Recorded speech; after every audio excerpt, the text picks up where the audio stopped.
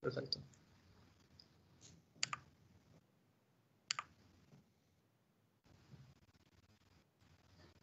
Ok, pues vamos a comenzar.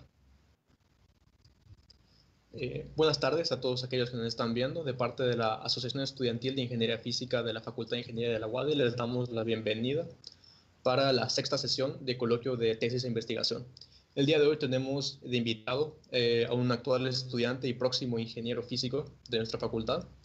Tenemos aquí al caballero Hugo Isaac Q. Castillo. Aquí tenemos un poquito de su experiencia y su currículum. En 2018 realizó un semestre de intercambio en la Universidad de Boyd de Ciencias Aplicadas en Berlín. En 2019 realizó prácticas profesionales en el Instituto Max Planck de Física de Plasmas en Greifswald, Alemania, el lugar donde está el Wendelstein 7X, W7X, con el tema análisis del gas neutro en el subdivertor del W7X para el flujo molecular.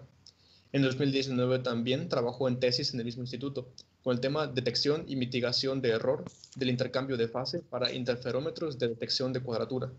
Actualmente es estudiante del último semestre de la Facultad de Ingeniería de la UADY en la carrera de Ingeniería Física. Así que sin más preámbulo, le damos la palabra a Hugo y le agradecemos nuevamente por su participación.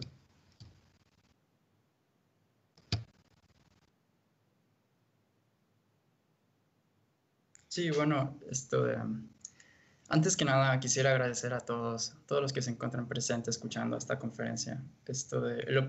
Más que nada el objetivo de esta plática es como para divulgar un poco de qué fue lo que he estado haciendo en estos últimos meses. Sé que he desaparecido un poco entre amigos y conocidos, pero creo que este fue un buen momento como para actualizarnos un poco. Y para aquellos que no me conocen, creo que también este sería un tema bastante interesante, más que nada por el contexto en el que se estuvo realizando. Mi trabajo de tesis se enfocó meramente en un experimento de interferometría, pero está enfocado en uno de los reactores de fusión nuclear más avanzados que se encuentran en la actualidad. Entonces, sin más preámbulo, quisiera ya empezar.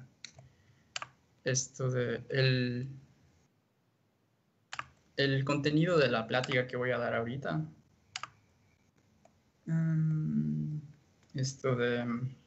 como había mencionado, se dio en el contexto de este centro de investigación aquí en Alemania. Fue una experiencia bastante interesante porque no solo tuve la oportunidad de poder, por así decir, mejorar mis habilidades de español, de alemán y de inglés en un ambiente científico a nivel mundial, sino que también pude tener un poco más de enfoque de qué es lo que se hace en la ciencia en el primer mundo. Entonces, el tema de mi trabajo es fusión nuclear, cómo se ve la densidad de un sol artificial y cómo se puede mejorar. Entonces, aquí en la parte de abajo, pues tomé una foto de más o menos cómo lo hacía mi experimento. Es una mesa óptica con bastantes componentes. Y realmente no estuve trabajando directamente enfrente del reactor nuclear, sino en un laboratorio que estaba al lado de él. Esto es porque debido a que hay diferentes diagnósticos trabajando también, entonces hay un acceso restringido. Entonces todo el trabajo se estuvo limitando. Esto es más para hablar de qué es el plasma, luego que después hablaré de los reactores de fusión nuclear, unas cuantas ventajas, cómo funcionan más o menos, las ideas principales. Luego hablaré de las ventajas, de por qué deberíamos tener un reactor de fusión nuclear y por qué todavía está en desarrollo. Hasta la fecha todavía no hemos desarrollado un reactor nuclear en el que podamos producir energía. Y al final voy a hablar acerca de mi trabajo, que es en tan solo, por así decirlo, una pequeña parte de todo lo que conlleva este proyecto de millones de euros o millones de dólares. Y en cuanto a mi trabajo, pues pues lo normal. Primero empezaré con la motivación de cómo inicia el trabajo. Luego describo cómo es la técnica de interferometría que se ha estado practicando. Después voy a cuantificar cuál es el error. Después algunos elementos importantes. Luego la metodología que seguí, los resultados y conclusiones. Entonces, la plática está estructurada de tal forma de que los primeros minutos será un contenido, por así decirlo, de dominio general, que es más que nada como para tener una perspectiva de qué se está haciendo. Y conforme voy avanzando en la presentación, voy a estar dando cada vez conceptos un poco más técnicos, que esto está un poco más enfocado a estudiantes de física o de ingeniería que se puedan interesar en este tema. Todo esto lo hice en el contexto de mi trabajo de tesis, que si todo sale bien estaría haciendo la defensa dentro de 1 o 2 meses. Entonces, más que nada, esto debería ser una plática, pero debido a que lo estamos haciendo en línea, entonces decidí darle un ambiente un poco más ameno. Entonces, primero, ¿qué es el plasma? El plasma es un gas con una porción ionizada, es decir, que existen cargas positivas y negativas que se encuentran separadas y que no se encuentran en equilibrio. A mí me gusta describirlo como si fuese una sopa de cargas, donde todas están volando como puedan, pero que aún así hay interacción entre ellas, porque al final de cuentas pues hay campos magnéticos, hay campos eléctricos que se generan, entonces hay una interacción muy fuerte entre ellas. El plasma se puede generar ya sea por temperatura o por campos eléctricos, normalmente con de campos eléctricos de radiofrecuencia, como es una antena, o como aquí estoy mostrando en la imagen, una bobina de Tesla. En el caso del Sol, tenemos de que toda su materia se ha convertido en plasma. Esto es debido a las grandes temperaturas que se manejan. Debido a estas condiciones de temperatura y de densidad, entonces la probabilidad, estoy hablando de probabilidad, la probabilidad de que se fusionen átomos que componen el Sol es más alta que si lo fuese a hacer en la vida cotidiana. Entonces, una vez que ocurre una de estas reacciones, aparece más, hay más masa al inicio que al final. Entonces, esto quiere decir que hay un déficit de masa entre el inicio y entre el final. Y esta diferencia de masas es convertida en energía, debido a la ecuación que ya conocemos de Einstein, que da la equivalencia de masa-energía, E igual a mc cuadrada, donde E es la energía, delta m es el cambio de masa, y c es la velocidad de luz al cuadrado. Es simplemente una constante. Este fenómeno no es nuevo para nosotros, de hecho ya hemos lamentablemente aplicado este concepto de conversión de masa en energía durante el desarrollo de las bombas nucleares. Entonces, no se preocupen, esta plática es meramente para objetivos pacíficos. Del lado derecho, en la esquina inferior, tenemos un ejemplo de cómo sería la fusión de dos isótopos de hidrógeno. Uno conocido como el deuterio y otro como el tritio. Un isótopo es aquel que tiene la misma cantidad de protones, es decir, de carga positiva dentro del núcleo, pero tiene diferente cantidad de neutrones, es decir, de cargas neutras dentro del núcleo. Y bueno, la fusión de dos hidrógenos te genera un helio y se libera un neutrón, y los productos salen con una energía como tal. Nosotros en la Tierra queremos replicar esas condiciones similares al Sol. Entonces, para eso generamos campos magnéticos para contener el plasma, ya que si el plasma toca las paredes, entonces el plasma se enfría y se convierte en un gas neutral, que ya no es plasma. Más que nada, para los que no se acuerdan, tenemos aquí la regla de la mano derecha, de que si agarramos nuestra mano derecha y hacemos este signo como tipo de gángster, podemos ver de que si se tiene un campo magnético B y se tiene una carga en movimiento o una corriente en un cierto ángulo en el mismo plano, la fuerza resultante es perpendicular a estos ambos, y esto se puede mostrar por el pulgar. ¿Y qué pasaría, por ejemplo, de una carga en movimiento que se encuentra en la presencia de un campo magnético? Entonces, debido a esta fuerza, a la fuerza de Lorentz, conforme va avanzando la carga, la velocidad de la propia carga y el campo magnético generan una fuerza sobre esta misma carga. Y esta fuerza es siempre apuntada hacia el centro de una trayectoria helicoidal.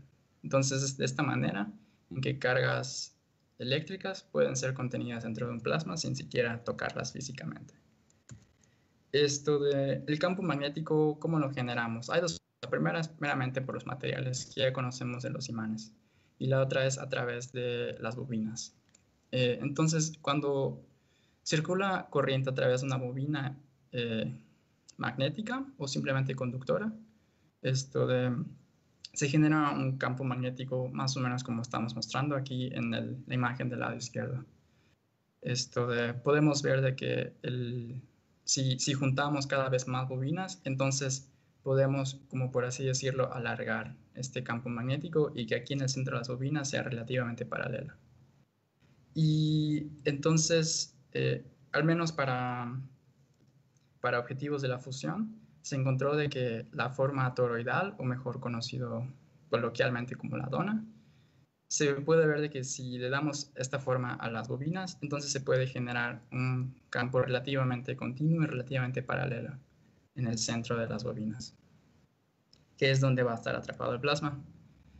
Entonces, estas son las ideas generales del campo magnético como tal, y obviamente hay que tomar muchísimas más consideraciones, pero debido a que los primeros minutos de esta presentación es motivo general y que también no es tema de mi tesis, voy a decir una parte de la introducción.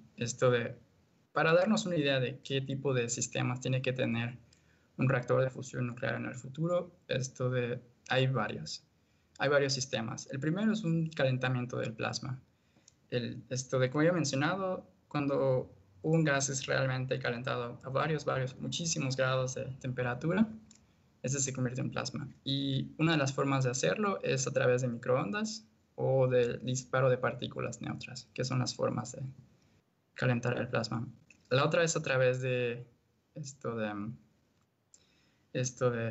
resistencias dentro del propio plasma, pero esto es un poco avanzado. Otro sistema importante es a través de la introducción de material.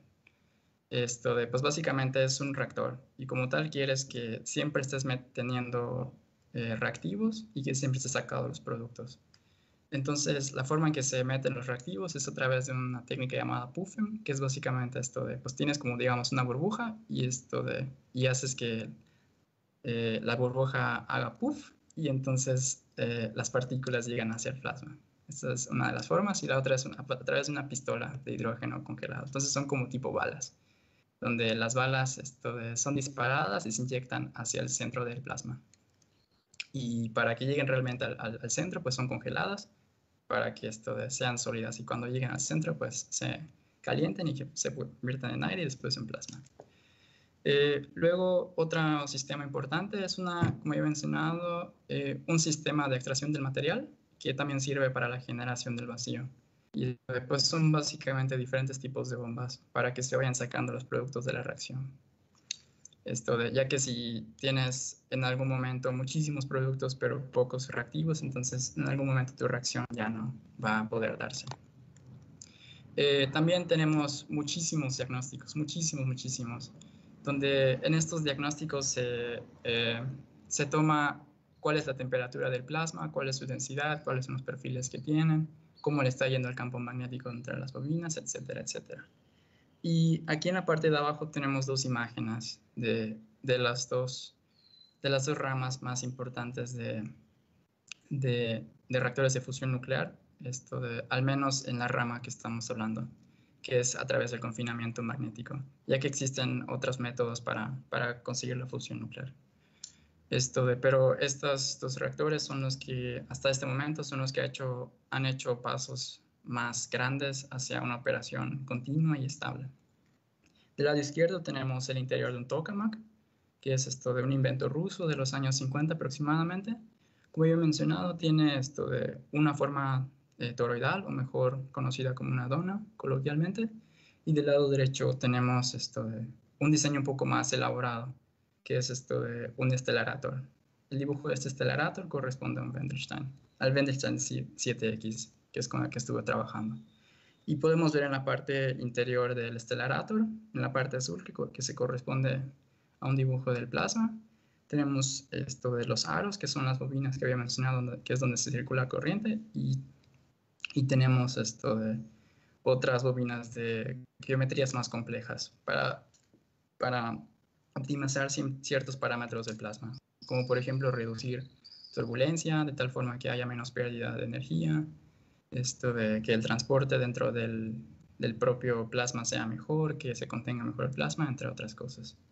Y bueno, ahí podemos ver en la parte superior del dibujo dónde están todos los puertos, donde se encuentran todos los diagnósticos o todos los sistemas que había mencionado previamente.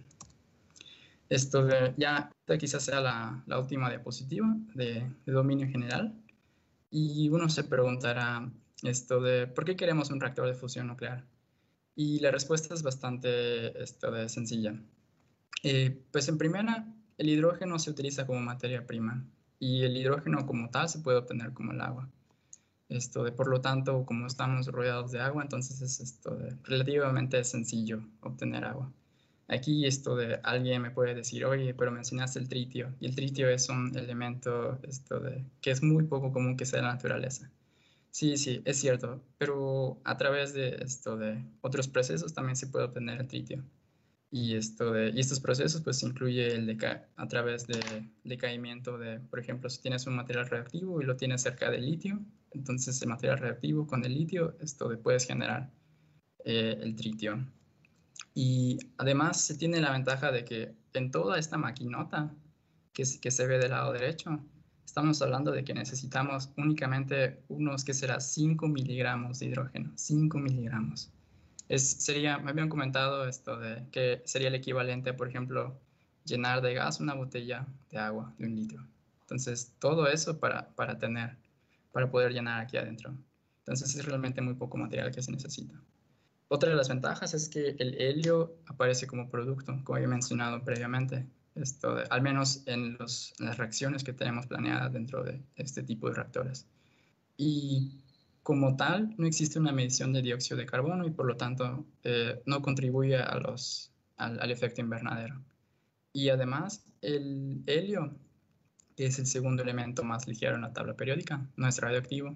Y también tiene otras aplicaciones, por ejemplo, los globos que nosotros conocemos para niños o para enfriamientos de equipos médicos, entre otros. Nada más que no hay planes de extraer helio.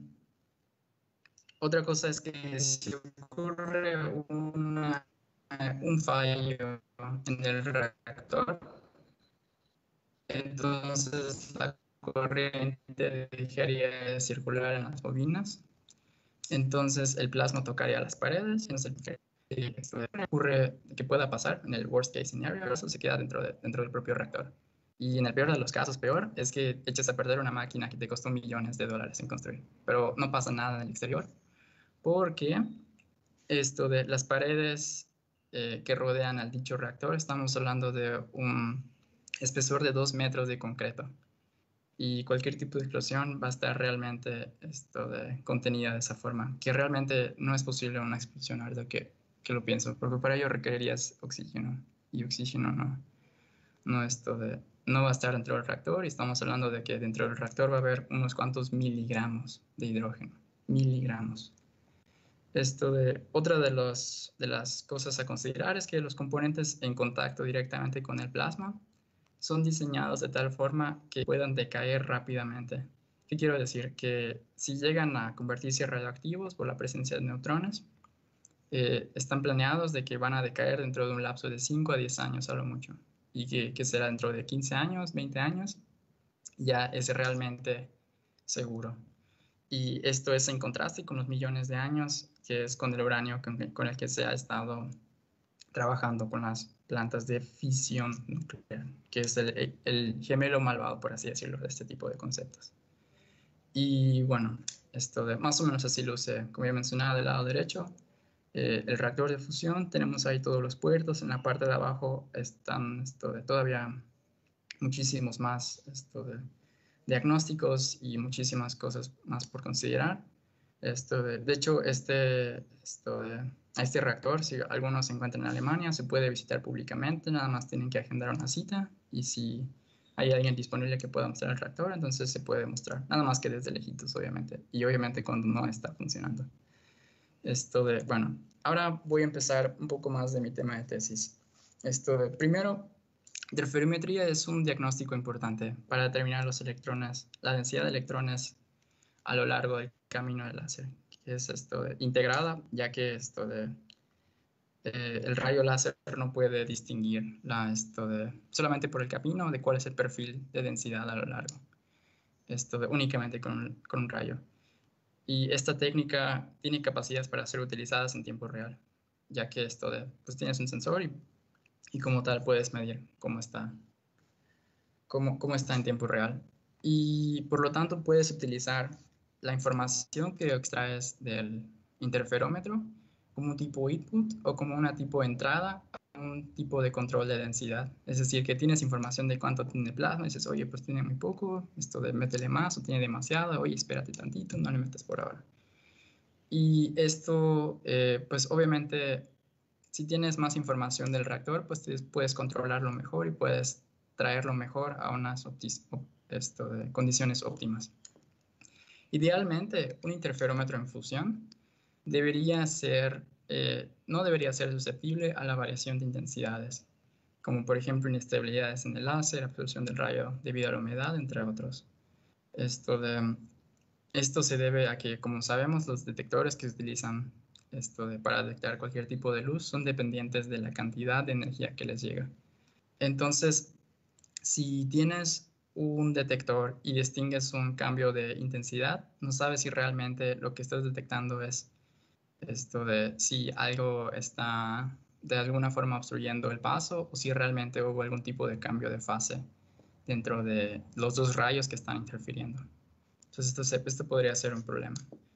Y la otra característica del interferómetro ideal en fusión es que debe ser insensible a las variaciones del reactor. ¿Qué quiere decir esto? De que estamos hablando de un reactor que obtiene muchísima energía, de unos, no sé, digamos, unos cuantos megajoules que tiene adentro, debido a que el plasma almacena energía de cierta forma.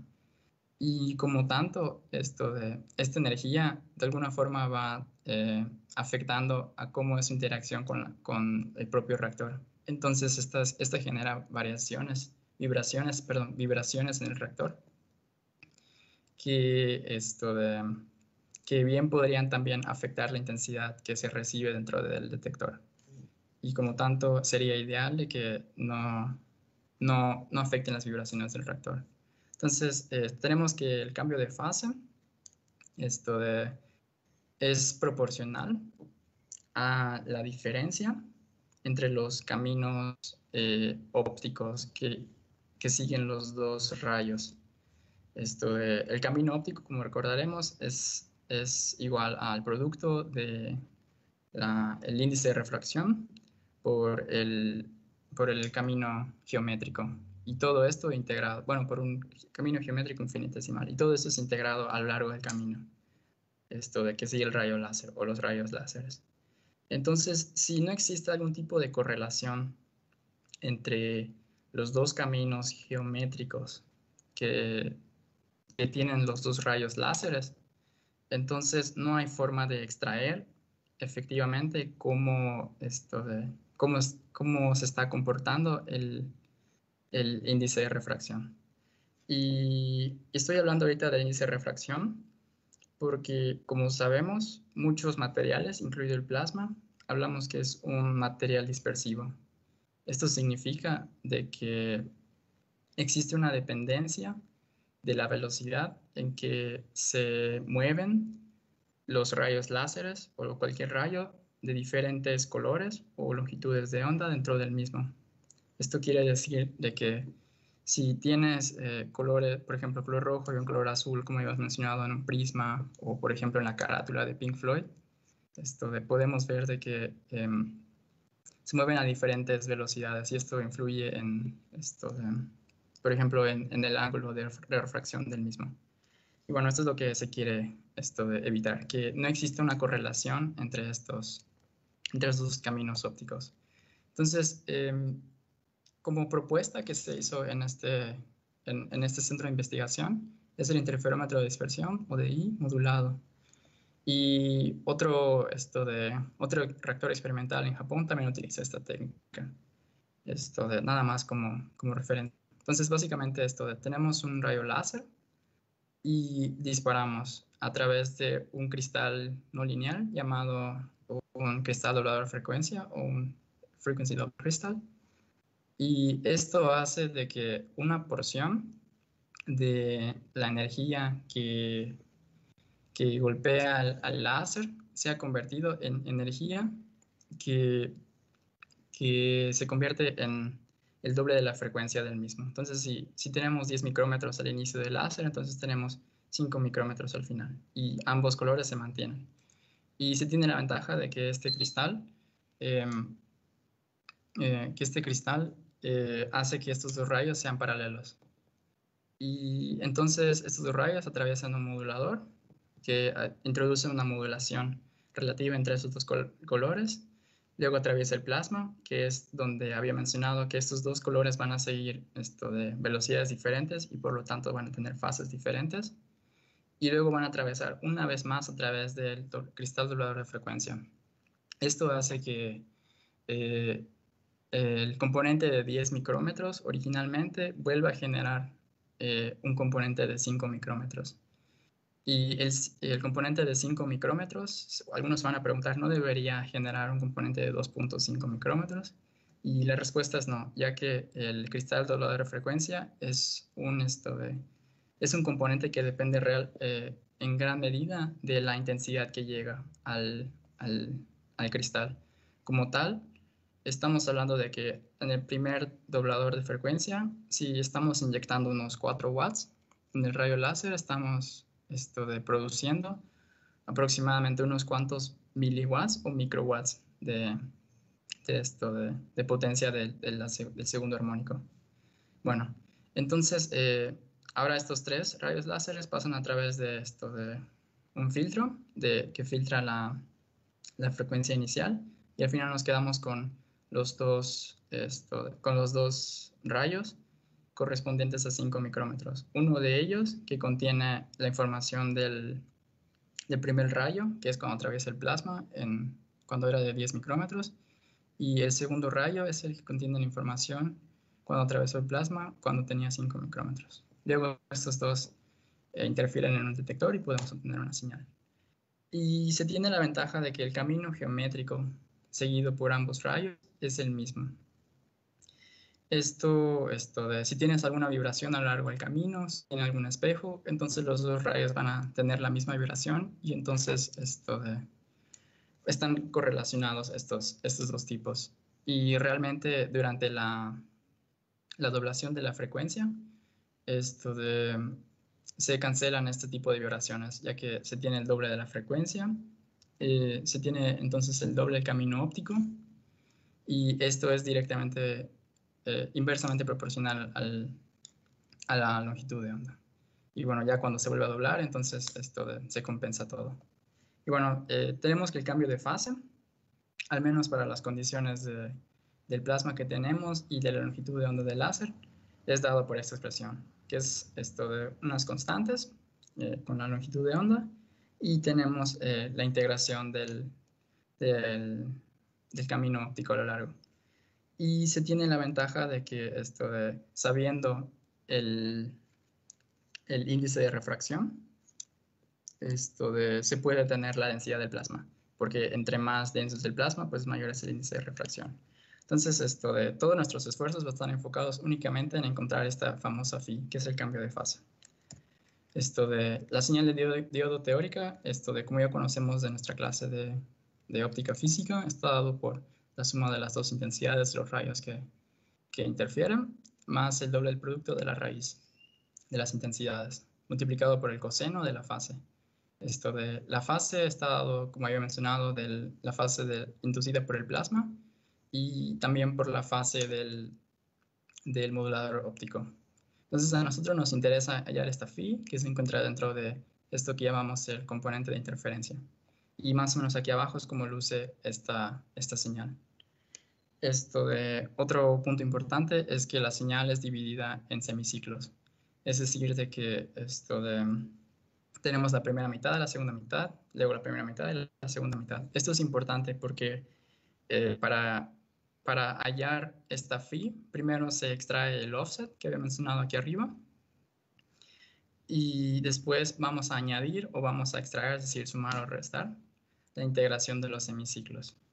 Entonces, si tenemos la suma, lo definimos como el componente I, tenemos una expresión en función de la función de Bessel que depende de la retardación introducida por el modulador. Y si sacamos la diferencia del primero menos el segundo, tenemos el componente Q y tenemos esta expresión. Entonces, calibrando ρ, que corresponde a la retardación, podemos hacer de tal forma de que la función de Bessel de función 0 sea igual al negativo de la función de Struve de orden 0. Entonces, si esto se cumple y hacemos la división de Q entre I, entonces, en este punto se están preguntando por qué tomar el coseno de phi y el seno de phi, y por qué no evaluar directamente phi nada más. Esto se responde porque cuando tienes coseno de un ángulo, no puedes inferir en qué ángulo se encuentra a lo largo de todo el círculo de 0 a 2pi. No sabes, por ejemplo, si es coseno de 90 grados o si es coseno de 270 grados, o si igualmente en el seno, no sabes si es seno de 30 grados o seno de menos 30 grados, porque ambos tienen el mismo valor.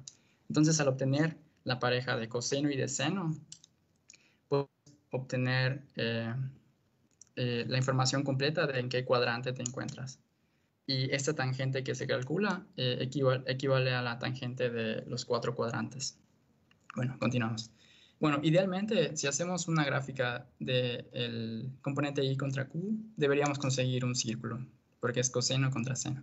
Pero este no fue el caso de la última operación del reactor. Y como podemos ver a la izquierda, pues tenemos el componente I contra Q, y no tiene una forma muy circular que digamos, mostrado en naranja. Y en azul se muestra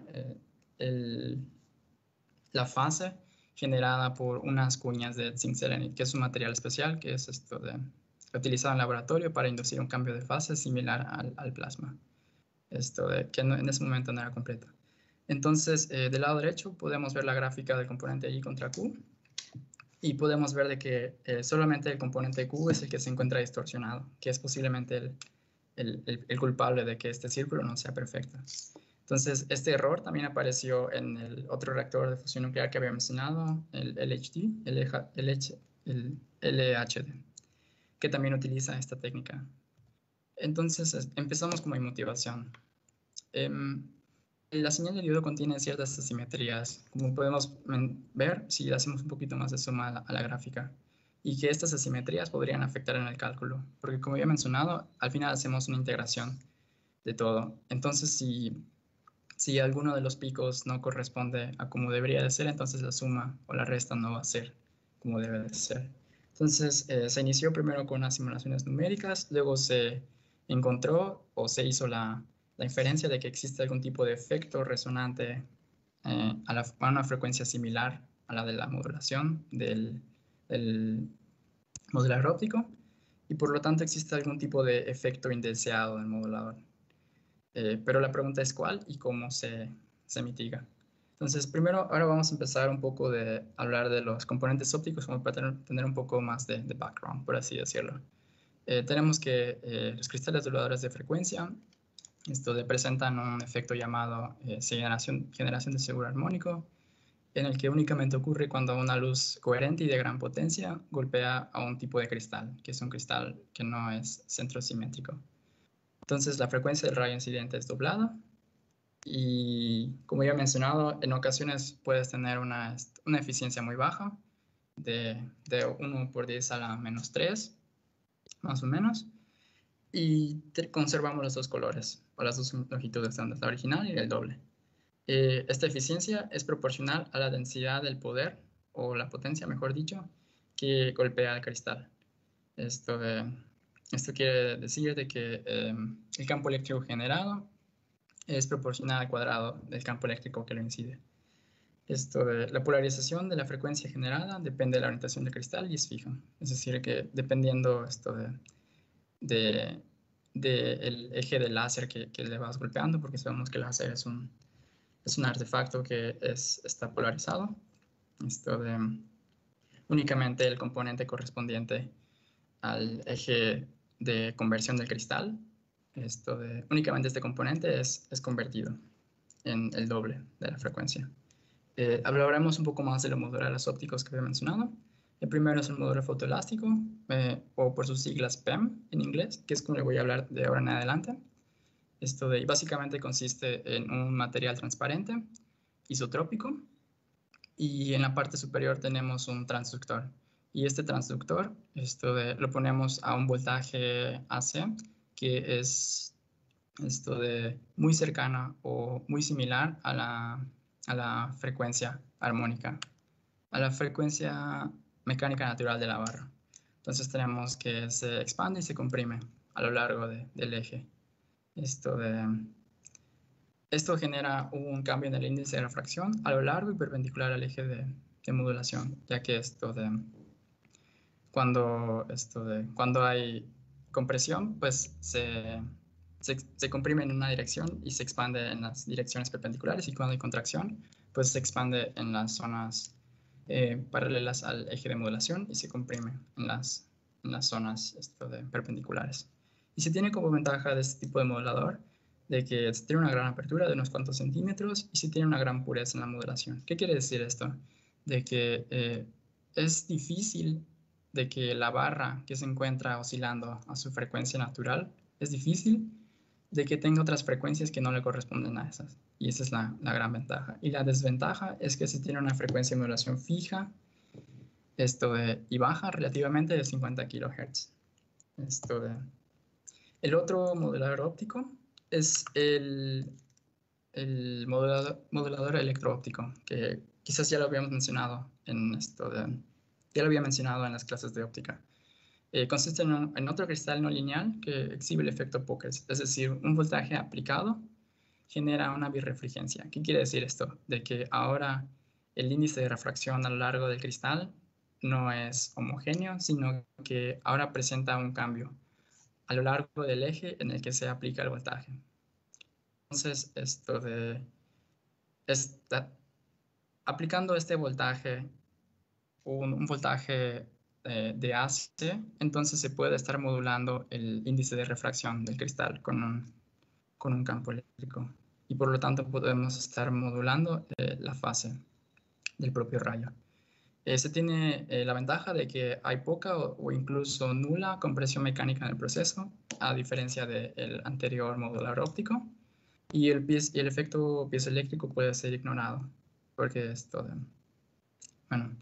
como tal. Las ventajas se tiene que una frecuencia de modulación relativamente alta, hasta 1 MHz, y desventajas de que como es un cristal y hay que crecerlo, tiene una pequeña abertura de unos 5 por 5 milímetros. Ahora voy a hablar acerca del experimento, la serie de experimentos que estuve realizando para determinar cuál era la fuente de error dentro de este trabajo. Y como había mencionado, el primer indicio de error se encuentra en las asimetrías que había mencionado en las señales. Entonces, por ahora va a estar enfocado en que sea lo que sea que voy a hacer, las asimetrías dentro de la señal que había mencionado tienen que desaparecer. Entonces, empezamos haciendo una comparación entre ambos moduladores. Sabemos que ambos moduladores tienen una capa antirreflectora, porque así se lo pedimos a sus respectivos productores. Entonces, y se tenía la idea de que qué pasaría si en el caso del PEM, que es un objeto que es mecánicamente comprimido, qué pasaría si hubiese un cambio en el espesor de la capa antirreflectora.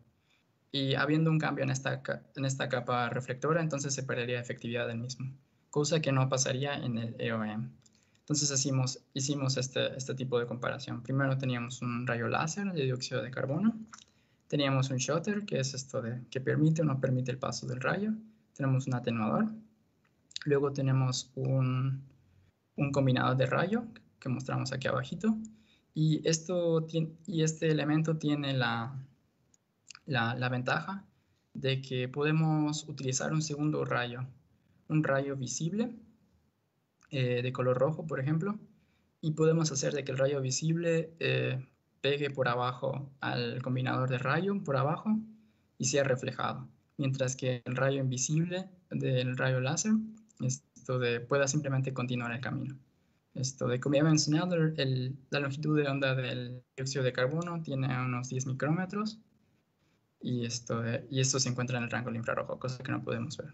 Bueno, y el combinado de rayo es ajustado de tal forma en que el rayo visible y el invisible tengan la misma trayectoria.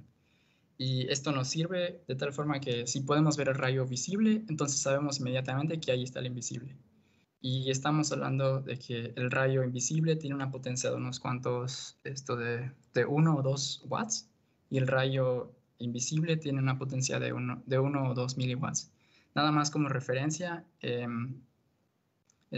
a partir de 5 miliwatts, si un rayo láser de 5 miliwatts te llega al ojo, te lo quemas y quedas ciego. Entonces, por eso es muy importante saber dónde se encuentra el rayo invisible de gran potencia en todo momento. Bueno, los dos rayos llegan a un a un espejo convergente o de enfoque. Luego el rayo atraviesa por primero el EOM, el modulador electro-óptico. Luego checamos la reflexión, tomamos un espejo y tomamos un detector. Y luego otra parte del rayo continúa y choca al PEM, checamos la reflexión y vemos nuevamente el detector. Y del lado derecho tenemos más o menos cuál es el radio del rayo conforme va avanzando. Como sabemos, ya hemos probado con puntadores, conforme mayor es la distancia del rayo y la fuente generadora, más se va abriendo el radio como tal. Y cuando tenemos un elemento convergente, entonces nuevamente el radio del mismo es reducido hasta que y luego se vuelve a expandir nuevamente. Bueno, encontramos de que las distorsiones o estas asimetrías que tanto habíamos mencionado en rojo aparece tanto en el EOM como en el PEM. Es decir, los dos tipos de moduladores con diferentes funcionamientos muestran el mismo error. Entonces, y la pregunta es cómo se genera este tipo de señal, porque esta señal es bastante similar a la que había mencionado la motivación. Y esto es porque al menos una reflexión en el interior del modulador interfiere con una reflexión externa del mismo. Es decir, de que hay un componente que cuando llega al modulador directamente es reflectado, y hay otra componente del rayo de que atraviesa todo el modulador, llega al final, rebota y luego regresa hacia el mismo camino del primer rayo reflejado. Entonces así es como se genera este tipo de señales. Y bueno, seguimos con la casa o la búsqueda de la razón de por qué estas señales siguen siendo asimétricas. Otra opción que se nos ocurrió era una mala alineación de efectos de acción. Si el eje de polarización del láser no está realmente alineado al eje de modulación, pues entonces se generarían dos componentes con diferentes retardaciones. Porque como he mencionado, solamente el componente que es paralelo al eje de modulación va a tener una modulación, y el otro en la otra dirección también va a tener otro eje de modulación, como he mencionado en el caso del PEM. Y en el caso del EOM también se ha demostrado. Entonces tenemos básicamente el mismo setup o la misma configuración anterior. Removimos el EOM porque los dos moduladores son lo mismo en este criterio, y pusimos un polarizador justo antes del detector. Entonces la idea era que vamos a ir girando el polarizador para ir filtrando uno de los componentes que viene reflectado del PEM. Entonces en algún momento vamos a coincidir el eje del polarizador con el eje de polarización del PEM. Y entonces, por así decirlo, la señal se notaría pura y no debería aparecer algún tipo de asimetría. Y bueno, este no fue el caso. Como podemos ver en la gráfica, primero tenemos del lado izquierdo un screenshot del osciloscopio. Tenemos el voltaje máximo, que es el voltaje pico que teníamos, y una cantidad llamada D, que es la diferencia entre el pico y pico. Y luego hicimos una comparación acerca del ángulo que iba avanzando el polarizador. y íbamos viendo si esta relación D iba disminuyendo conforme íbamos moviendo el polarizador. Como he mencionado, en un momento D pensábamos que sería cero, es decir, que la señal sería totalmente simétrica. Pero como podemos ver del lado derecho, este nunca fue el caso. Una última idea que se nos ocurrió era un efecto que ya está bastante documentado en la literatura, pero que creímos que no podía ser posible. Pero bueno, esta era nuestra opción y bueno, queríamos intentarlo. Este efecto se llama interferencia modulada o modulated interference en la literatura. Y ocurre esto de cuando múltiples reflexiones dentro del modulador generan una señal de ruido altamente coherente, como se muestra en la figura de la derecha. Entonces, hay un rayo transmitido, luego un segundo rayo reflectado, un tercero, un cuarto y así sucesivamente. Y cada uno de los rayos reflectados tienen una diferente retardación porque han atravesado varias veces el modulador. Entonces, en teoría, la capa reflectante de los moduladores debería reducir este efecto. Pero como era una de las últimas opciones que nos quedamos, entonces este efecto nunca fue descartado. En mi experimento se cortó el rayo láser lateralmente, como se muestra en la figura de la derecha, con el objetivo de bloquear la mayor cantidad de rayos reflectados en el lado que nosotros esperaríamos que haya reflexiones. Y pensamos de que al menos alguno de estos rayos reflectados podría generar estas asimetrías en la señal. El nuevo setup es el siguiente, el mismo rayo. Le pusimos aquí un telescopio, pero que realmente no sirve de nada. Que no cambió, no hizo ninguna mejora, por otras razones. Luego, el rayo, después de atravesar el PEM, pusimos una cuchilla, como ya he mencionado, y la fuimos desplazando con un movedor milimétrico, que al girar una ruedita, pues podemos medir incluso en el rango de unos nanómetros, de unos cientos de nanómetros. Y al final teníamos el detector y teníamos un medidor de potencia. El detector que nosotros teníamos, lamentablemente, era un detector de AC. Y en teoría, si tienes un detector de AC y le pegas con una potencia que es de DC, o sea que no está variando con el tiempo, entonces realmente no deberías de ver nada. Entonces, por esta razón, también teníamos un medidor de potencia que fue intercambiados en el momento de que después de que se encontró la posición apropiada de la cuchilla que se fue cortando lateralmente. Entonces,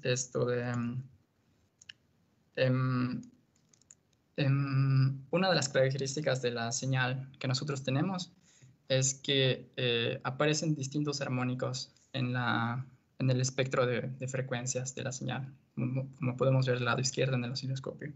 Tenemos la frecuencia de modulación y tenemos todos sus múltiplos. Y generalmente es siempre el primer armónico el que tiene la contribución más alta, como podemos ver.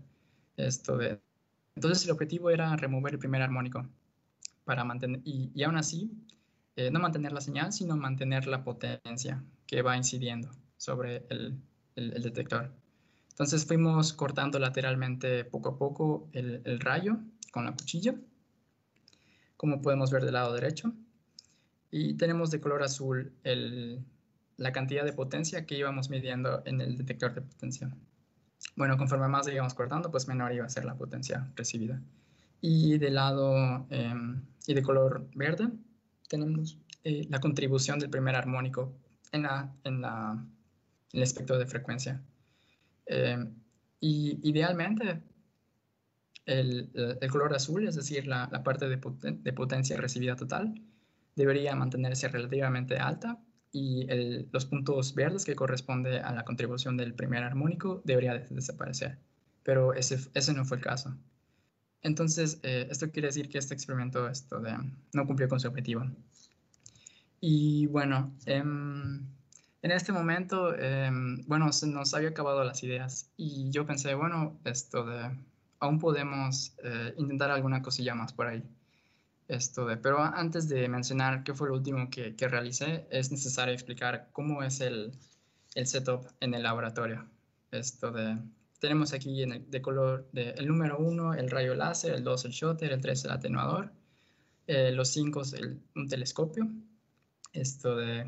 Con telescopio me refiero a que primero el rayo entra grueso, entonces se enfoca en un foco, y luego con el número, cuando atraviesa el siguiente lente convergente, entonces vuelve a salir relativamente grueso, pero un poco más paralelo. Luego, bueno, el rayo es dirigido hacia el primer espejo de enfoque, y luego después de eso atraviesa el primer cristal dorado de frecuencia, marcado número 8, y luego choca una vez más con un espejo de enfoque y llega a los dos moduladores, marcado 9 y marcado en 10. 9 es el PEM y el 10 es el EOM. Y el foco se encuentra un poquito después del 10. En el marcado con número 11 se encuentra una pareja de cuñas de zinc selenide, que era el material que les dije que es dispersivo y con el cual podemos inducir un cambio de fase entre ambos colores, es decir, entre ambas longitudes de onda. Y esto consta en unos motores de tornillo, en el que al aplicarle pues un poco de corriente pues puedes mover una de las cuñas, y así cuando el rayo atraviesa más material, entonces se genera más una mayor cambio de fase. Luego, una vez atravesado estas parejas, el rayo pues continúa su camino, hacia otro espejo convergente, pues sigue su camino, llega al número 13, que es un reflector de cubo de esquina, en el que tiene la propiedad de que son 3 espejos formando un cubo. Entonces, cuando un rayo atraviesa él, lo golpea, se refleja en los 3 espejos y regresa por el mismo camino. Este dispositivo fue ajustado de tal forma de que cuando regresa el rayo, regresa con un pequeño desfase, vertical. Entonces, cuando el rayo regresa por el mismo camino, regresa por las mismas parejas de cuñas, regresa por los mismos moduladores, luego regresa una vez más por el primer cristal doblador de frecuencia. Cuando llega al primer espejo de enfoque, este espejo de enfoque es en realidad también un medio espejo, es decir, de que el rayo que llegó hacia el reflector de cubo de esquina y viene de regreso, entonces ya no refleja con el espejo, sino que sigue su camino. Es como si hubiese un hueco en ese pedacito. Luego el rayo que sigue su camino es dirigido hacia un nuevo espejo de enfoque. Luego se genera el filtro que había mencionado previamente para filtrar la longitud de onda del rayo láser. Y después en el detector, marcado en número 16, interfieren los 2 rayos correspondientes a los 5 micrómetros, que es el doble de la frecuencia del rayo láser. Este setup tiene la ventaja de que las características del camino del rayo dentro del laboratorio son muy similares a aquellos que están enfrente del diagnóstico, enfrente de la máquina del W7X. Y como tal, las asimetrías también se reproducen, porque las imágenes que les mostré son las de la señal. Esta señal es correspondiente a aquello que se muestra en el W7X. Y estamos en el laboratorio y también son lo mismo. Entonces, teniendo así el setup como está, vamos a caracterizar qué tan bueno es este método. Como ya he mencionado, se hace un ajuste en la retardación del modulador, del PEM en este caso, para obtener una figura de tal forma de que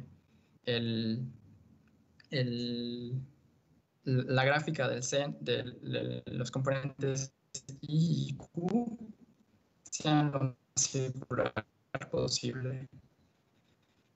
En este caso yo no fue utilizado y es de 0.5 radianes. La izquierda parte, me mencioné la gráfica tenemos una comparación entre la regresión que mejor se ajusta linealmente a la extracción de phi, y tenemos también comparación de la medida que estamos haciendo. Y podemos ver esto de que no se ajusta muy bien. Vemos aquí unos pequeños picos como si fuesen unas olas, unas ondas. Aquí del lado izquierdo inferior tenemos la gráfica de los componentes I contra Q, graficados individualmente, y del lado derecho tenemos la diferencia entre la regresión y la medición que hemos mencionado en la parte derecha superior. Y bueno, como he mencionado, este error es de más o menos de 5 radianes, 0.5 radianes, como podemos ver aquí. Bueno, ahora sí que terminamos con el flashback. Ahora regresamos a la situación en la que nos quedamos sin opciones y no sabíamos cómo reducir este error. Entonces, otra de las ideas que tuvo mi asesor era que quizás ocurre algún tipo de gradiente de modulación dentro del modulador. Esto quiere decir de que no serían moduladas efectivamente u homogéneamente los rayos que llegan a través de él. Entonces, lo que se hizo para probar esta teoría fue remover el EOM, como mostramos aquí en la parte izquierda, a la izquierda, y pusimos el PEM donde estaba previamente. Entonces, al hacer esto, el rayo que está golpeando al PEM es un poco más pequeño, porque como he mencionado, más cercano al EOM se encuentra el foco, que es donde el rayo está más pequeño, el radio del rayo. Entonces, del lado derecho tenemos finalmente lo que nosotros estábamos buscando, que era encontrar cómo hacer que este círculo sea lo más homogéneo. Es decir, de que esto sería equivalente a decir de que las parejas del seno y el coseno ya no se encuentran distorsionadas, y como tal, sería una extracción de fase más efectiva. Tenemos más o menos del lado derecho las mismas gráficas que había mencionado. Ahora los componentes I contra Q se encuentran considerablemente menos distorsionados, y tenemos que ahora el error, disculpen aquí, el error ahora es de 0.2 radianes. No de 0.5, 0.5 era anteriormente, y ahora es de 0.2 radianes. Es decir, de que hubo una mejora en el método en un factor de 2.5.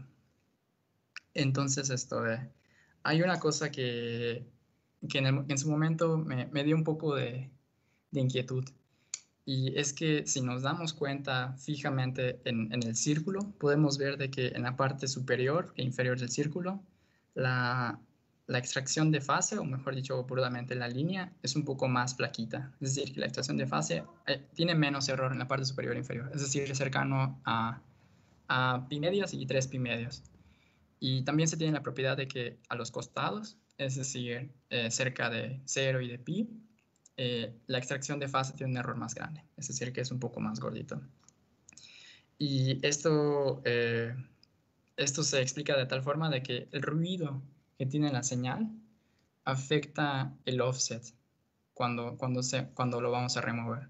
Esto es porque aplicamos un filtro de min-max, porque no queríamos utilizar otro tipo de filtro digital, porque ningún filtro digital es perfecto, y como tal podría distorsionar el componente de Fourier de las señales de las frecuencias que sí nos interesan. Entonces, por eso se aplica el filtro min-max, más que nada. Y bueno, entonces el componente I, ya que hacemos la suma de la integración del primer semiciclo, se tiene que, si se tiene un cálculo del offset erróneo, entonces al final tenemos un factor que es igual a 2pi, y luego la diferencia entre el verdadero, la línea de offset y la línea de offset que fue calculada. Por otro lado, en el componente Q, tenemos que, si hacemos mal este cálculo de error, este cálculo de offset, Si primero tenemos la suma y luego la resta, entonces es como si no se hiciese nada. Y entonces este error en el cálculo del offset no juega ningún papel importante. Y bueno, vamos a explicar un poco la fuente de error. Y podemos ver de que el área, como he mencionado, del rayo es ahora menor. Y la pregunta es, ¿existe algún tipo de gradiente de modulación? Entonces sí, después de de acuerdo a este artículo. Y esto quiere decir de que los frentes de onda estaban siendo modulados diferentemente. Aquí del lado derecho tenemos una figura que se muestra con colores la retardación normalizada del rayo láser. Es decir, de que conforme está en rojo, la retardación es cercana a 1 o es la normalizada, es decir, es la máxima. Y conforme nos vamos alejando del centro, esta retardación es menos efectiva. Porque como ya he mencionado, el PEM es un objeto que se encuentra vibrando mecánicamente. Y como tal hay una distribución en la compresión que se realiza en este elemento que sigue una tendencia sinusoidal. Y como consecuencia, también la retardación que tiene dicho modulador también sigue una tendencia sinusoidal. Y bueno, esto solamente es un dibujo. En realidad este dibujo corresponde a un PEM de otro modelo, pero la idea es la misma. Las geometrías es lo mismo, nada más en materia es el mismo, pero la idea es la misma. Y marcado en círculo es un ejemplo de cómo podría ser de que el rayo esté atravesando este modulador. En la parte superior tenemos que el rayo que está yendo hacia el plasma, o en el caso del laboratorio que está yendo hacia el reflector de cubo de reflexión. Y tenemos en el círculo inferior de cómo sería el rayo cuando estuviese regresando del mismo. Entonces, como las dimensiones del rayo eran más grandes de la zona donde la modulación es homogénea, entonces obviamente las frentes de onda del rayo estaban siendo modulados diferentemente. Y bueno, aquí tenemos la recomendación que se hizo en dicho paper, que es esto de que el área utilizada cuando se atraviesa el PEM no tenga un radio mayor a 2 milímetros. Y en la gráfica podemos ver cómo se comporta el radio del rayo cuando atraviesa el setup del laboratorio que he mencionado. Primero tenemos los lentes convergentes L1 y L2 que forman el telescopio que he mencionado. Después tenemos FM1, que es el focusing mirror o el lente o el espejo de enfoque. Que enfoca para que el rayo pueda atravesar el primer cristal de la frecuencia, luego se expande y luego se vuelve a comprimir el rayo para que podamos comprimirlo y pueda atravesar los dos moduladores. Entonces mostramos aquí de dónde estaba previamente el PEM y dónde estaba previamente el EOM, y donde estaba previamente el EOM es ahora donde ponemos el PEM. Bueno, creo que un detalle que podemos mencionar en general de este setup es que en ningún momento utilizamos lentes. Esto es porque, como sabemos, los lentes se componen de vidrio o de cualquier otro material como cuarzo y que como tal es un medio dispersivo. Esto quiere decir de que estaríamos introduciendo un cambio de fase entre los dos colores que no debería estar. Y por lo tanto, siempre utilizamos lentes en ese experimento. Y bueno, ahora la recomendación para ahora sí que el verdadero experimento que se usa en el W7X para mejorar la extracción de fase, que con la extracción de fase podemos saber la densidad de electrones. Es simplemente moviendo el PEM un poquito más hacia el foco, que se encuentra marcado aquí en rojo. Los componentes dentro de la sala donde se encuentra el W7X son bastante similares a lo que había mencionado en el laboratorio. Tenemos el rayo láser, tenemos un atenuador, luego tenemos un rayo visible, con un beam combiner, o combinador de rayo. Tenemos el primer cristal dorador de frecuencia, rebota, pasa por el modulador PEM, sigue su camino por aquí abajo, va hacia el plasma, regresa del plasma con un pequeño desfase vertical, horizontal, como sea, regresa por el mismo camino, llega una vez más al PEM y luego el rayo es redirigido hacia el segundo cristal dorador de frecuencia, y luego el rayo es enfocado y la frecuencia principal, la de 10 micrómetros, es filtrada de tal forma que solo los 5 micrómetros se encuentran. Entonces, pero es un poco interesante simplemente hacer una sugerencia de que moviendo un modulador tienes una mejora en la propia extracción de fase. Pero bueno, eso sería todo por mi parte. Agradezco mucho que me hayan seguido hasta acá, los que se encuentran todavía por ahí. Y, y nos seguimos viendo. Hasta la próxima. Bueno, del lado izquierdo tenemos las lentes de protección, porque, bueno, la seguridad va primero. Y Willy Wonka también sabe esto. Muy bien, gracias.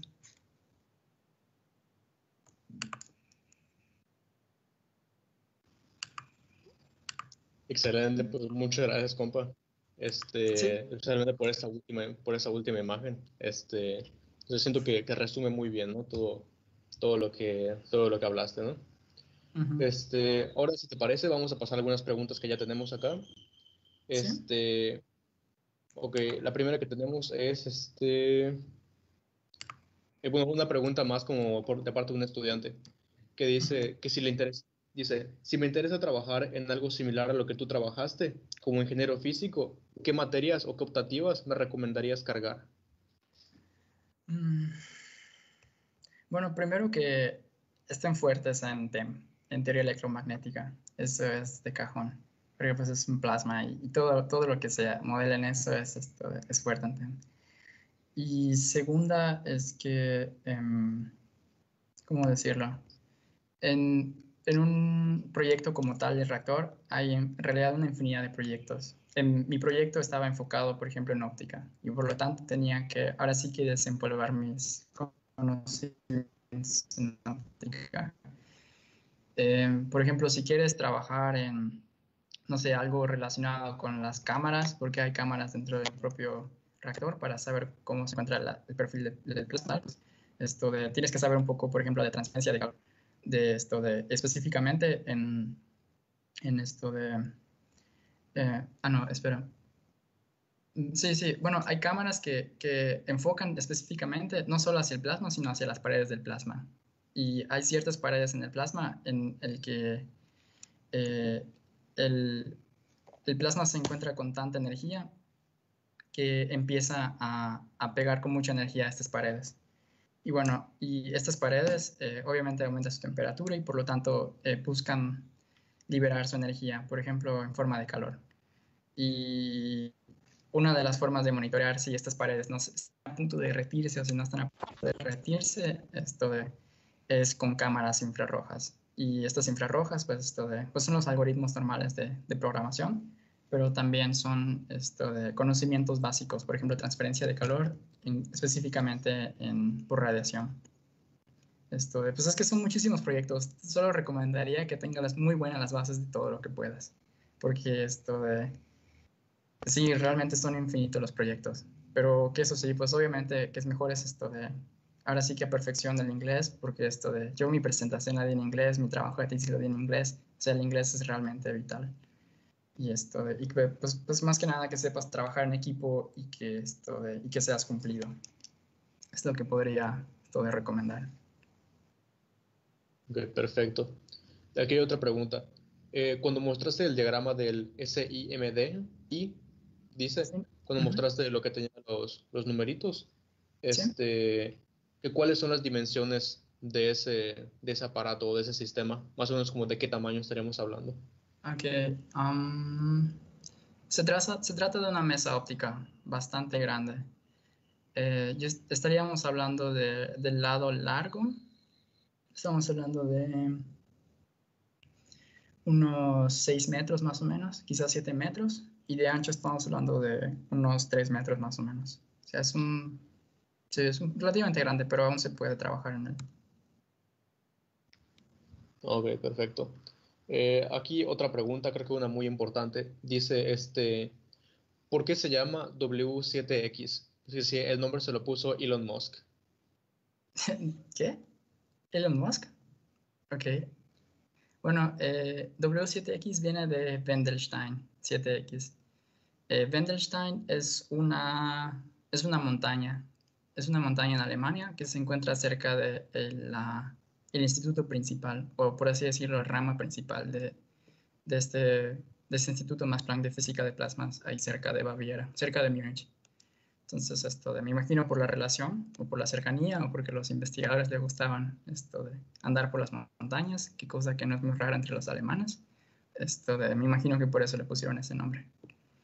¿Y por qué el 7X? Pues no lo sé. Creo que es simplemente cosas de científicos que les gusta dar nombres geniales a sus reactores. Sí, le pusieron También, general detrás. sí, perdón. Nada, continúa. Y este Stellarator es, por así decirlo, el hijo de otro Stellarator más viejo y más pequeño que existía cerca de Múnich. Pero y que también se llamaba Wendelstein. Pero este era 7AS. O sea, el Stellarator ahorita, el nuevo, es como una continuación del anterior. Ok, Ujú, excelente. Una pregunta con respecto a la fusión en sí. ujú. Dice, hablas de las ventajas de generar fusión, de generar energía por fusión. ¿Hay alguna desventaja? La primera es que todavía no la tenemos. La desventaja es que esto es un tema que se ha estado investigando desde los años 50. O sea, hoy por hoy llevamos más de 70 años investigándolo y todavía esto de... estamos hablando de proyectos muy costosos que toman mucho tiempo por hacer y que la física adentro es muy complicada. Y como tal, aún no se tienen conocimientos claros de cómo se podría, por ejemplo, comportar el plasma cuando empezase a generar su propia energía y no tenga que ser alimentado por fuentes externas. Pero una vez que esté listo como tal dicho reactor, no le vería ningún inconveniente. O sea, quizás sea costoso y tenga tiempos para producir, pero si se logran hacer de materiales o métodos ingenieriles para abaratar la energía, yo creo que podría ser algo bastante bueno, porque pues agua lo puedes encontrar prácticamente en cualquier lado del mundo. Y los materiales, pues bueno, tienes que tenerlos, pero una vez que los tengas, pues puedes instalarlos en cualquier lugar. No es como, por ejemplo, la energía solar de que tienes que tener a fuerza solar.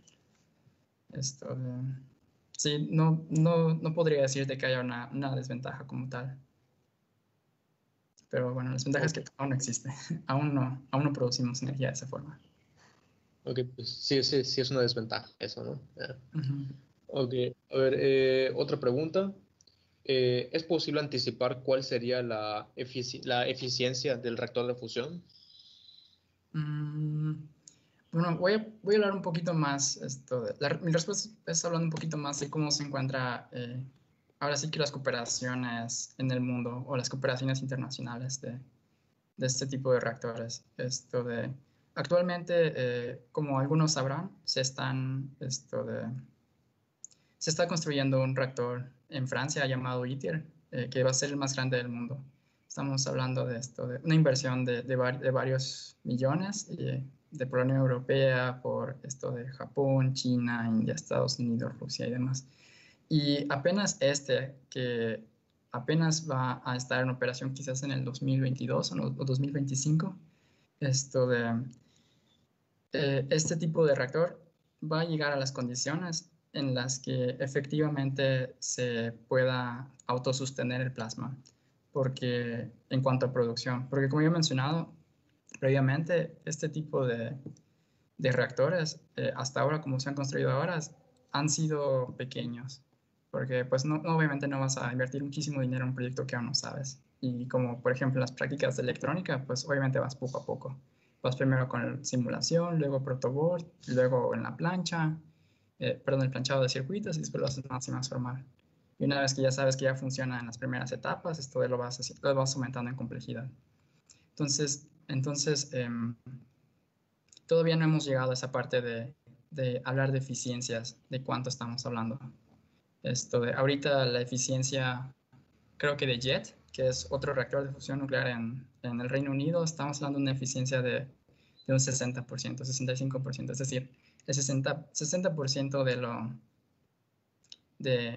de la energía que es introducida pues es liberada. Entonces todavía no hemos llegado ni al 100% en el que se compensa o se iguala la cantidad de energía que se mete a la que se extrae. Entonces aún estamos un poco lejos para poder predecir estas eficiencias. Ok, aquí hay otra pregunta. Dice, ¿qué otros métodos de determinación de densidad de plasma pueden emplearse o se emplean? Hay uno que se llama que de hecho también eran de mis colegas, era Thomson-Streuer, dispersión de Thomson. No sé si recuerdan, más o menos en física moderna, hablamos un poco del efecto Compton, que era una continuación o la parte de un efecto más elevado, un efecto donde se pueden apreciar los efectos cuánticos o, mejor dicho, ¿cómo era? La interacción. Bueno, el punto es que es esto de simplemente un rebote de electrón y un fotón. Cuando se hace la dispersión de Thomson, no hay un fuerte corrimiento de longitud de onda. Mejor yo cambio de momento. Bueno, el punto es que este sistema de efecto de Thomson es similar, en el que se dispara un rayo láser a través del plasma. Este rayo láser tiene una longitud de onda diferente al nuestro, de un nanómetro. ¿Sí? Y la idea era que, bueno, se atraviesa el rayo a través del plasma y existe una pequeña de dispersión del rayo, que es, por ejemplo, tienes un rayo en esta dirección y hay rayos láseres que dispersados que van hacia arriba, por ejemplo. Y en la parte superior es donde se tienen diferentes puertos. Y se puede determinar dependiendo de la intensidad que se va detectando en estos detectores que están aquí arriba, de cuántas partículas atravesó el rayo láser. Es decir, que si no atraviesa nada, pues no hay ninguna dispersión. Si atraviesa muchas partículas, entonces la intensidad es mayor. Entonces, esto es uno de los métodos. Otro método, bueno, se enfoca mayormente en interferometría, definitivamente. Hay otro también conocido como como el efecto Faraday, que es un efecto de rotación, en el que si tienes creo que sería mejor que comparta mi pantalla y que muestre cómo son las dos cosas. Básicamente, si tienes una polarización en una dirección y pasas un medio que está magnetizado, la polarización del mismo del mismo rayo incidente se ve girado o se ve formado de lineal a circular.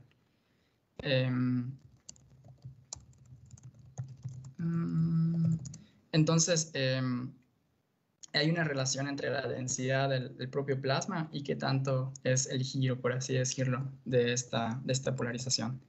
En estos momentos voy a compartir mi pantalla para que entiendan más o menos de a qué me refiero.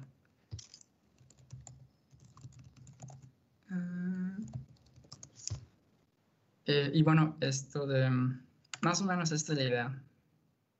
Y existe una relación entre la densidad del plasma a lo largo del rayo y qué tanto está girado este efecto, esto al final. Y bueno, se puede hacer algún tipo de comparación de cuál es la polarización antes y después y se puede determinar cuál es la densidad. Y la dispersión de Thomson, esto luce más o menos de esta forma. Ok.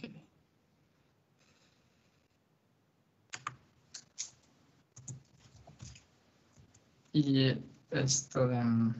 bueno, sí, estos dos métodos se tienen la ventaja que están ya están establecidos. Pero pero sí tienen algunos de sus errores. Por ejemplo, el efecto Thomson, perdón, el diagnóstico por dispersión de Thomson no puede hacerse en tiempo real. Es decir, de que lo hace a través de pulsos, que se hace creo que cada milisegundo. A diferencia del nuestro, de la interferométrica que había mencionado, que se puede hacer en tiempo real, que se toma 50 muestras por segundo, no, que son 50 kilohertz, más o menos de esta manera. Entonces tienes aquí un anillo del W7X, se atraviesa el plasma, y en la parte de arriba tienes algunos puertos donde puedes poner los detectores y puedes saber dónde está. Y sí, ahora sí que me agarraron un poco en curva. No esperaba explicar de estos, pero creo que sí, también es importante. No sé si encontraré alguna imagen mejor. Bueno, esa es más o menos la idea de las alternativas que se tienen. No sé si podemos pasar a la siguiente pregunta o... Ajá. Sí, sí, claro. Vamos a ver. ¿O quedó claro antes que nada lo que mencioné? Eh, eh, ok, solamente una última pregunta. Uh-huh. Cuando comenzaste a trabajar en este proyecto, ¿tú lo escogiste? ¿Escogiste trabajar en óptica o se te asignó por un profesor o cómo estuvo? No, lo que pasa es que durante mi semestre de intercambio agarré un poco de experiencia en el manejo de láseres. Entonces todavía me quedé con en la espinita de seguir trabajando con láseres. Entonces, bueno, hice mis prácticas. Mis prácticas fue un trabajo meramente de simulación. Y como mencioné, me quedé con ganas de hacer un trabajo, ahora sí que experimental y específicamente con láseres.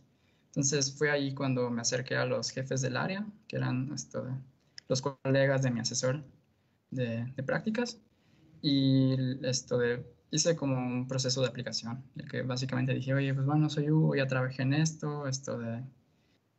estoy interesado en el láser, y ya los directores del área enviaron mis papeles con mi currículum y todo a los diferentes grupos que trabajan con láseres. Entonces sí, yo fui el que escogí trabajar con láseres. Ok, Uh-huh. perfecto. Ok, entonces, por el momento no hay más preguntas. Así que, pues nada más nos queda despedirnos. Uh-huh. De parte de toda la Asociación de Estudiantes de Ingeniería Física, la Asociación Estudiantil de Ingeniería Física, quisiéramos agradecerte nuevamente, futuro ingeniero Hugo, por el tiempo que nos regalaste esta tarde, por preparar la presentación y pues felicitarte, ¿no? Por todo lo que hiciste allá en las Alemanias. Entonces, pues nada más, muchas gracias y pues aquí terminamos. Muy bien, muchas gracias. Adiós.